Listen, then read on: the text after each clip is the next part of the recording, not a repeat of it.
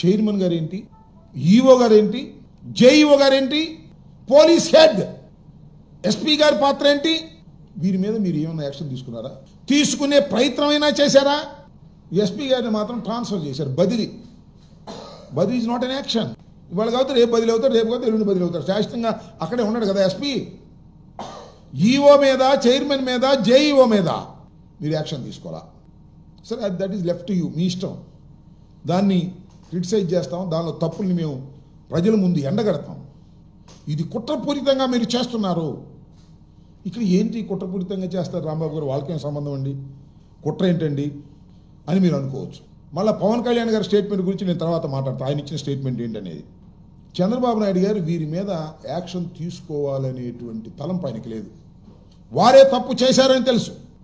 ఎందుకంటే policy decision ఏదైతే టోకెన్లు డిస్ట్రిబ్యూషన్ కిందే చేయాలని నిర్ణయం తీసుకున్నది ఈఓ, చైర్మన్, జేఈఓ, దానివల్ల ఇది జరిగిందని ఆయన చెప్పాడు. వారి మీద మాత్రం యాక్షన్ లేదు. ఎందుకు యాక్షన్ తీసుకోలేదు అంటే ఈ ముగ్గురు ప్లస్ ఎస్పీ, ఈ నలుగురు కూడా చంద్రబాబు నాయుడు గారు కావాలని తిరుమల తిరుపతికి సంబంధించినటువంటి పోస్టింగ్లు కావాలని ఆయన వేశారు. కావాలని ఏంటండి? కావాలని వేశాడు, కుట్రపూరితంగా వేశాడు. ఎందుకు కుట్రపూరితంగా దైవ సన్నిధిలో వేశాడు అంటే వీళ్ళందరినీ కలిపి చూశారు కదా మీరు. చాలా 7 కొండలపై ఎన్నో పాపాలు, ఎన్ని పాపాలు చేశారు అని టీటీడీ ఈఓ ధర్మారెడ్డి గారి మీద విచారణ, విజిలెన్స్ విచారణ. ఆయన శ్రీవాణి ట్రస్ట్ పెట్టి దానిలో చాలా కోట్లు గడించాడు, అది గడించాడు అనేటువంటి ఆరోపణలు. సుబ్బారెడ్డి గారు 4 లక్షల దర్శనాలు ఇచ్చేశాడు, అమ్మేశాడు అని ఆయన మీద విజిలెన్స్ విచారణ వేసేటటువంటి కార్యక్రమం. ఇవన్నీ వచ్చిన దగ్గర నుంచి చేస్తున్నారు. 5 ఏళ్లలో తిరుమలను దోచేసుకున్నారు ఎవరు? వైఎస్ఆర్ కాంగ్రెస్ పార్టీ. 4 ఏళ్లలో 4 లక్షల బ్రేక్ దర్శనాలు ఇచ్చారు, సత్రాలను కూల్చారు, అడ్డగోలుగా కేటాయింపులు చేశారు, నియామకాలను అక్రమాలు చేశారు, శ్రీవాణి ట్రస్ట్లో కూడా అక్రమాలు చేశారని ఆరోపణలు చేశారు.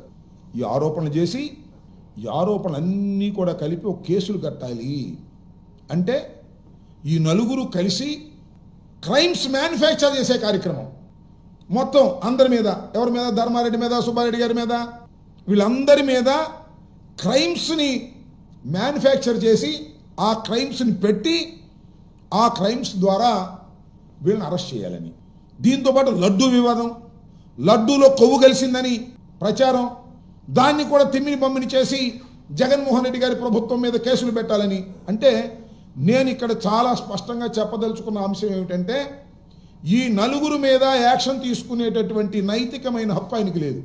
ఎందుకంటే ఈ నలుగురిని పంపించింది వీరందరి మీద వైఎస్ఆర్ కాంగ్రెస్ పార్టీకి సంబంధించినటువంటి నాయకులు ఎవరైతే అక్కడ పనిచేశారో వారందరి మీద కేసులు మ్యానుఫ్యాక్చర్ చేసి పెట్టే బాధ్యతనిచ్చి పంపిన తర్వాత వాళ్ళు తప్పు చేస్తే ఎలా శిక్షిస్తాయండి? తప్పు చేశారని తెలిసినా కూడా శిక్షిస్తే అవి బయటకు వస్తాయి కదా. అందుకని ఎస్పీని సింపుల్గా పోస్ట్ చేశారు, అక్కడ నుంచి అలా తప్పించారు. తిరుపతి కన్నా ఇంకా మంచి పోస్టింగ్ ఇస్తారు, చూసుకోండి, నేను రాసుకోండి చెప్తా. తిరుపతి కన్నా మంచి పోస్టింగ్ ఇస్తారు, ఎందుకంటే ఆయన సేవ చేశాడు కదా అక్కడ, ఎవరికి? ప్రజలకు కాదు. మా చెవిరెడ్డి భాస్కర్ రెడ్డి మీద ఫాల్స్ కేసు పెట్టారు కదా, ఫోక్సో కేసు. సరే, అఫ్ కోర్స్ తర్వాత కంప్లైంట్ వచ్చి అన్యాయం అక్రమం అన్నాడు, అది వేరే విషయం. ఆ ఎస్పీ ఎంత దారుణంగా వ్యవహరించాడని చెప్పడానికి ఇది చిన్న ఉదాహరణ. ఈ విధంగా క్రైమ్స్ మ్యానుఫ్యాక్చర్ చేసి వైఎస్ఆర్ కాంగ్రెస్ పార్టీ నాయకుల మీద పెట్టాలనేటువంటి కుట్రలో భాగంగా ఈ నలుగురు అక్కడ చేశారు కాబట్టి వారి మీద యాక్షన్ తీసుకోవట్లేదు.